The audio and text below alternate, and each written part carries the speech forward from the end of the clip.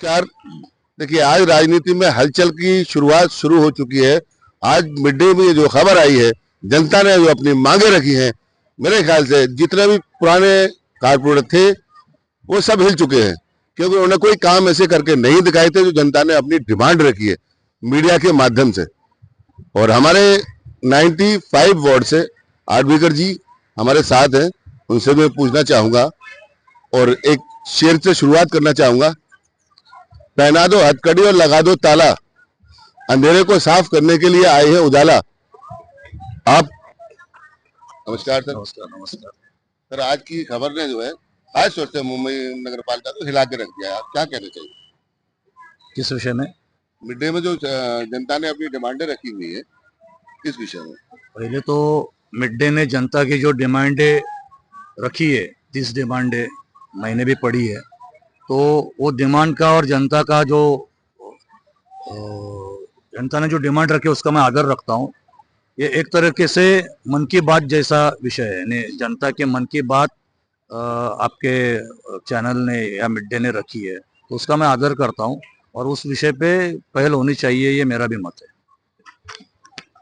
समस्याएं वही है सर, सड़क, पानी, फुटपाथ, लेकिन जनता की समस्याएं खत्म नहीं हो पा रही।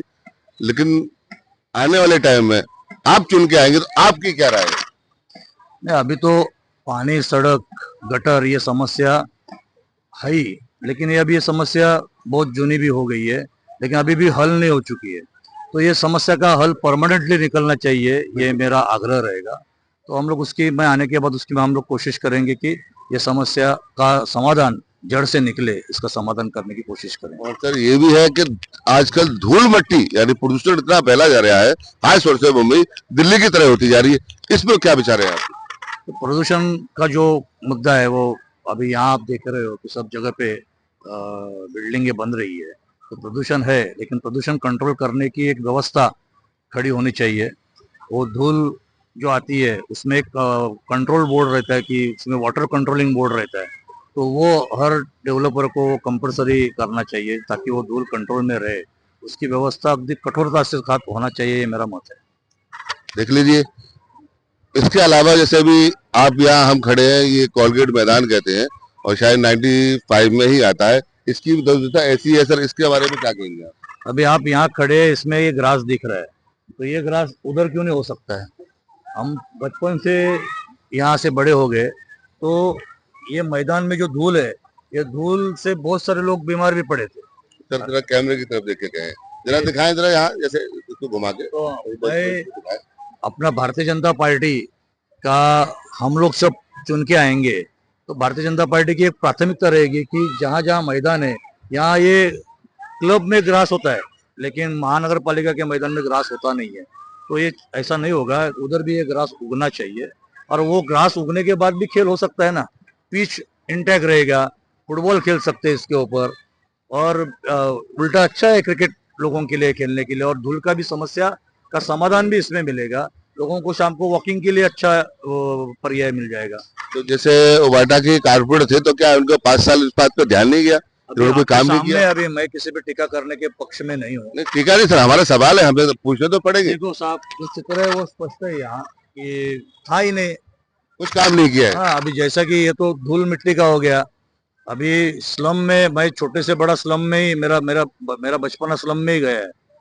आज भी बड़े बिल्डिंग में कमर का दर्द होता है, कभी युवा अवस्था में किसी का ऑपरेशन होता है, तो घर में कमोड की व्यवस्था होती है बड़े बड़े घरों में, या अभी मिनिमम मिडिल क्लास घरों में भी बाथरूम में हम लोग कमोड बिठा देते हैं। स्लम में किसी का कमर दुखता नहीं है क्या? स्लम में किसी का ऑपरेशन होता नहीं है? ये भी बहुत बड़ा विषय है। तो वहाँ कमर की व्यवस्था होनी चाहिए ना। अब वो क्यों नहीं हो रही है, मैं नगर सेवक रहा नहीं हूँ, और हमारे पक्ष, हमारी पार्टी भारतीय जनता पार्टी का महाप्रदीप बैठता है, तो मेरी ये पहली डिमांड महानगर पालिका को रहेगी कि कमोड क्यों नहीं हम लोग सार्वजनिक शौचालय में किमान 1 या 2, आसन व्यवस्था 12 की है, 10 की है, उसमें से किमान 1 तो कमोड होना चाहिए, कि जिसमें ऐसा कोई व्यक्ति है कि जिसको उसकी आवश्यकता है, तो उसका समाधान हो सके। ये मेरी एक प्राथमिकता रहेगी। माननीय प्रधानमंत्री जी का एक नारा भी रहा है, हर घर में शौचालय होना चाहिए, होना चाहिए। हर घर में शौचालय होना चाहिए, एकदम बराबर है, और वैसा हो भी रहा है, लेकिन कई कई जगह पे स्लम में घर ही इतना छोटा है कि उसमें शौचालय हो नहीं पा रहा है। और स्लम में कभी कभी ऐसी स्थिति होती है कि उसका जो सीवरेज लाइन है वो जोड़ने के लिए भी बहुत सारे घरों के बीच में से जाना पड़ता है, तो कभी कभी दिक्कत भी उसमें हो जाती है। तो इसके लिए आज भी सार्वजनिक शौचालय ये पर्याय लोगों के लिए वही पर्याय है कई जगह पे। तो वो पर्याय में और कैसा सुकून लोगों को मिले, उसकी आसन व्यवस्था कैसे बढ़े, और उस आसन व्यवस्था में कमोड की व्यवस्था हो। कमोड के लिए लाइव पानी चाहिए, तो उतना पानी पर्याप्त मिले, इसकी व्यवस्था होती है नहीं होती है वो मुझे हमारा जब सरकार में महानगर पालिका में भारतीय जनता पार्टी और उनका मित्र पक्ष का महापौर आएगा तब हमें पता चलेगा कि उसमें ये हम लोग कर पाते हैं कि नहीं कर पाते हैं, लेकिन करना आवश्यक है। देख लीजिए, आप आने वाले टाइम में आप चुन के आएंगे, जनता को ऐसी उम्मीद है। आप थोड़ा बहुत, मैं भी आपको लोगों की जनता में जाता आता हूँ तो जिक्र आता है, तो आपकी छवि बहुत साफ सुथरी है, कोई आदमी एक उंगली नहीं उठा सकता। जिसे कहते हैं कि वाइट कॉलर होना चाहिए, उस हिसाब से आपका नाम आता है। और आजू बाजू में मैं भी आपके रहता हूँ तो मुझे भी लोग जानते हैं। तो जनता की जो समस्याएं है वो आपके माध्यम से ही हल हो पाएंगी, ऐसा मुझे भी लगता है, उम्मीद है। और आप अच्छा काम करके दिखाएंगे जनता से, जनता को आपसे आशा भी यही है। इसी के बाद साथ मैं जनता की आवाज अंसार बेग, देखा है हमने, बहुत माना है, जो होता है वो सच्चाई है और सच्चाई को दिखाना हमारा काम है। आज की खबर ने मुंबई में हलचल मचा कर रख दी है। धन्यवाद। मैं अंसार बेग।